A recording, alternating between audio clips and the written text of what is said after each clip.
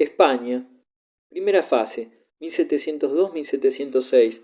Entronizado Felipe V en Madrid, su general, el duque de Berwick, sufrió reveses militares: el combate naval de Vigo, 1702, la caída de Gibraltar en manos de los ingleses, 1704, las ocupaciones de Barcelona, 1705, y Valencia, 1706, por el inglés Peterborough, y la entrada del archiduque Carlos en España, que obligó a Felipe a abandonar Madrid por breve tiempo. Cuarto, Flandes, 1706-1709. ¿Acaso la fase más cruenta y tenaz de la guerra comprendió los Países Bajos y el norte de Francia, con tres victorias sumamente importantes obtenidas por los anglo-austríacos, las de Remels, 1706, Oudenarde, 1708, y Malplaquet, 1709. Al finalizar la guerra se observaría una recuperación francesa en este sector. 5. España, segunda fase, 1707-1710. Fue la decisiva y se entabló en la propia península. La victoria de Felipe V en Almanza, 1707, llave de la región manchega, le facilitó la recuperación de Aragón y Valencia, a pesar de la ocupación de Menorca por los ingleses, 1708, del descalabro momentáneo de Felipe en Almenara, junto a Zaragoza, y de su segunda salida de Madrid, asimismo muy breve, septiembre a diciembre de 1710. Las victorias de Brihuela y Villaviciosa en las provincias de Guadalajara, 1713, le aseguraron el trono español. Sexto, Cataluña, 1711-1714. En realidad constituye un apéndice marginal de la guerra. Firmado ya el Tratado de Utrecht, la resistencia catalana y la obstinada defensa de Barcelona, hasta su ocupación por Felipe V en septiembre de 1714, le confirieron indudables características de guerra civil. La Guerra de Sucesión Española, por lo menos en su aspecto militar, no empezó en España hasta 1702, y de hecho hasta 2 años más tarde. La actitud política de la nación española durante ella fue más bien expectante, sin definir claramente sus simpatías por ningún bando. Más tarde se fueron inclinando a favor de Felipe V, sea por el progresivo afrancesamiento de la nobleza y alto clero, por el reflejo del esplendor de Versalles, y acaso también por la constante intervención de los Austrias en los problemas europeos, que siempre fue impopular. Recuérdese los comuneros y sobre todo la reacción de los nobles contra el conde duque de Olivares. En particular, los castellanos abrazaron la causa de Felipe, pasados los primeros momentos de susceptibilidad ante la presencia de un Borbón y de ministros franceses en Madrid. Con todo, es cierto que si bien los elevados estamentos de la corte y de administración contribuyeron a este cambio de actitud, el impulso fue también de amplia y profunda base popular. De este modo, por una de esas sacudidas inexplicables de su historia, Castilla se convirtió en el más firme puntal de la dinastía borbónica, mientras que en la antigua corona de Aragón se produjo el fenómeno contrario, como tendremos ocasión de comprobar. Un Borbón en el trono de Madrid significaba un apoyo decisivo al imperialismo de la corte de Versalles, comenta el historiador Juan Reglá. Ello explica que la cuestión sucesoria española desembarcara en un gran conflicto internacional y que las potencias rivales pusieran en juego toda clase de recursos para debilitar la posición de sus adversarios. Así, frente a Felipe V, apoyan al archiduque Carlos, trasladado a Lisboa y luego a Barcelona por las escuadras aliadas. La presencia de Carlos en España, donde pasó a representar el tradicionalismo político de la corona de Aragón, amenazado por el centralismo racionalista del cuño francés, implicó una guerra civil en el conflicto internacional. Por esta razón, el triunfo de Felipe V en España llegó acompañado por una nueva política administrativa, el decreto de nueva planta, caracterizada por la extensión a todo el país de derecho público castellano. Con ello se cerraba la crisis constitucional de la monarquía hispánica. La batalla de Blenheim. En Blenheim, pueblecito bávaro del Danubio, se decidió la suerte de Europa el 13 de agosto de 1704. Los franceses, a las órdenes del mariscal Tallard, y los bávaros, teniendo al frente al príncipe elector, habían establecido sus posiciones en una larga línea de 6 kilómetros entre Blenheim y Lutzingen. Exactamente frente a ellos, las tropas de Marlborough y del príncipe Eugenio. Un riachuelo de Nebel discurría entre ambos ejércitos dispuestos para la batalla. Al mediodía Marlborough dio orden de atacar. 6 horas más tarde podía escribir a Sara en el dorso de una minuta de alojamiento: no puedo escribirte extensamente, pero te ruego transmitas mis respetos a la reina y le digas que sus tropas acaban de lograr una brillante victoria.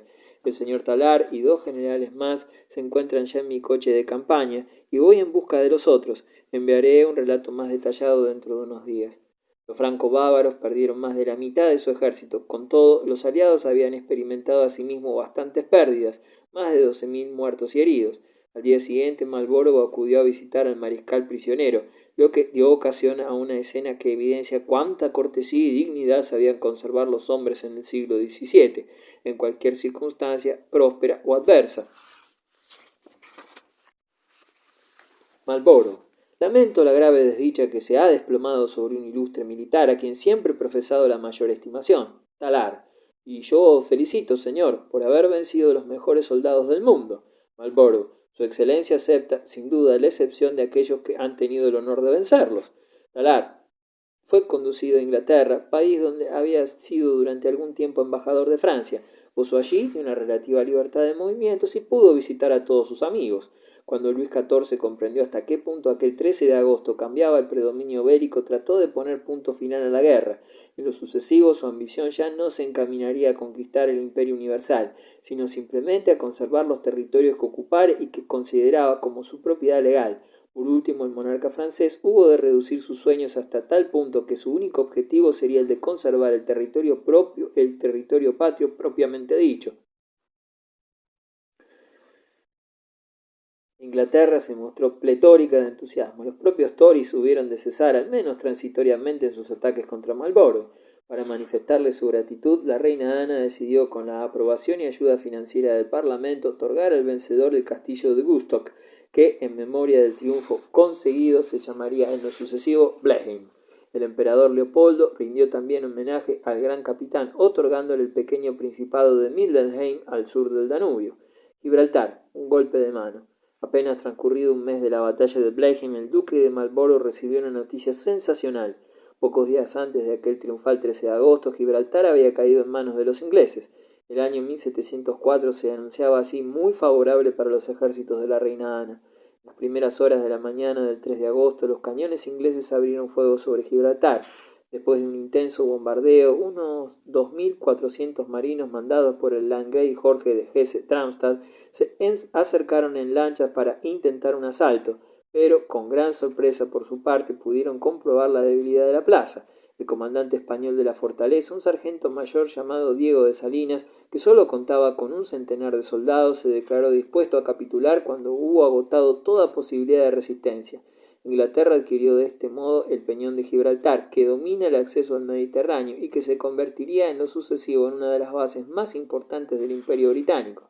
Más tarde los aliados hicieron una tentativa similar contra Ceuta, pero ante la valerosa réplica de su gobernador, Marqués de Gironella, el príncipe de Darmstadt desistió de ello.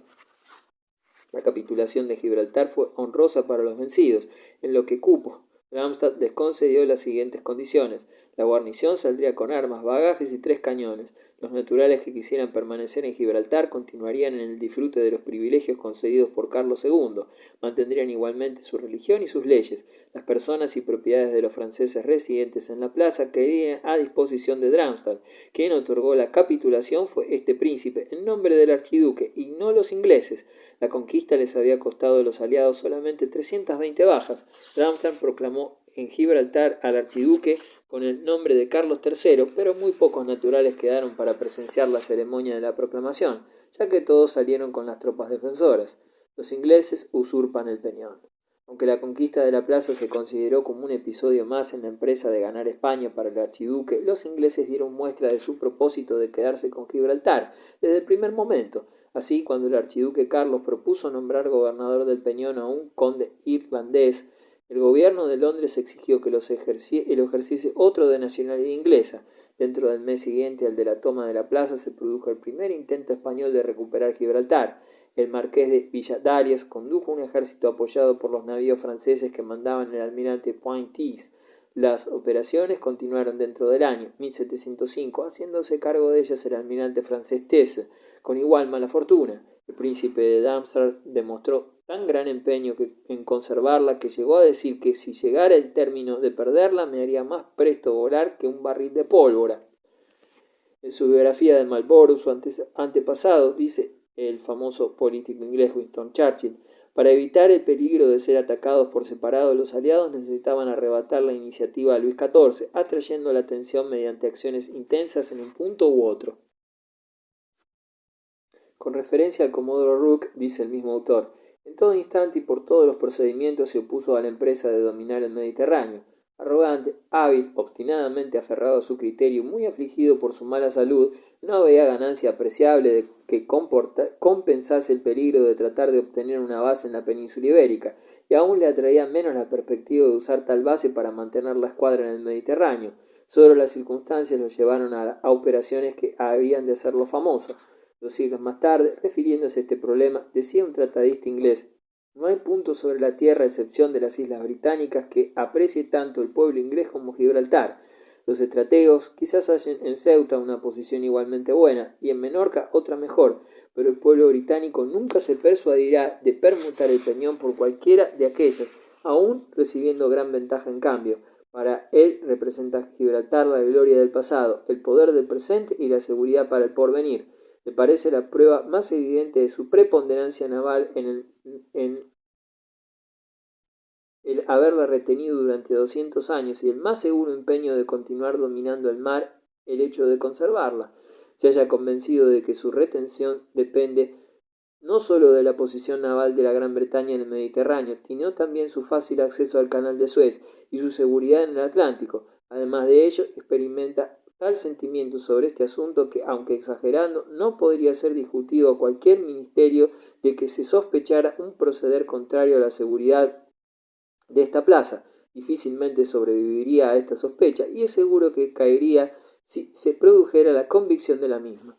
Esta nueva conquista debe ser considerada desde el punto de vista de determinados acontecimientos y con la mayor precisión. 2 años antes, en 1702, la flota inglesa había intentado forzar el puerto español de Vigo, cercano a la frontera portuguesa, donde se encontraba fondeada en aquel momento una de las célebres escuadras encargadas de transportar a España el oro de América. Los marinos ingleses lograron aquel día un cuantioso botín, impresionando extraordinariamente al rey de Portugal. Anonadado y temeroso de la flota inglesa, aquel soberano pensó que tanto él como su patria lograrían, sin duda, importantes ventajas si adherían al partido de los aliados, ya que hasta entonces había seguido el camino trazado por Francia. El monarca portugués inició de este modo negociaciones con Inglaterra, que terminaron en 1703 con un tratado por el que los ingleses se comprometieron a enviar tropas a la península a fin de arrojar a Felipe V de su trono y sustituirlo por el archiduque Carlos de Austria. Ofensiva aliada en Valencia y Cataluña. La caída de Gibraltar en poder de los ingleses fue señal para una ofensiva aliada en el resto del litoral mediterráneo. Desde su desembarco en Lisboa, mayo de 1704, el archiduque Carlos había intentado infructuosamente penetrar en España, atravesando el territorio portugués. Ante el fracaso, decidió tantear las comarcas andaluzas y mejor aún las valencianas y catalanas, creyendo hallar en ellas más simpatizantes para su causa. El archiduque embarcó en Lisboa, julio de 1705, en una flota anglo-holandesa compuesta por más de 170 naves y un cuerpo expedicionario mandado por el conde Peterborough. En Gibraltar embarcó el príncipe Jorge de Hesse-Darmstadt con 3 regimientos más y se dirigieron rumbo a Alicante, que se mantuvo fiel a Felipe V. Parte de la flota consiguió ocupar Denia, donde fue proclamado el archiduque. Luego tomaron Gandía y Alcira y la propia Valencia, que se entregó sin resistencia alguna. Estallaron movimientos locales en todo el reino valenciano, que quedó incorporado así a la causa del archiduque. Fundió la inquietud en Cataluña, donde Francisco de Velasco, adicto a Felipe V, gobernaba con un rigor que irritaba a los catalanes. Como no había aceptado tropas francesas para guarnecer el país, no se encontraba en condiciones de resistir la ofensiva aliada. Al aparecer en los últimos días de agosto de 1705, la flota anglo-holandesa en aguas de Barcelona, un cuerpo improvisado de tropas procedentes del llano de Vich, acudió a unirse a los aliados. Desembarcó el archiduque Carlos con sus generales, estableció su campamento en Torre de Sanz, recibió como monarca a los embajadores extranjeros, portugués, británico, etc., y acogió a los voluntarios catalanes que acudían en tropel a alistarse a sus banderas. Acto seguido se inició el asedio y bombardeo de Barcelona.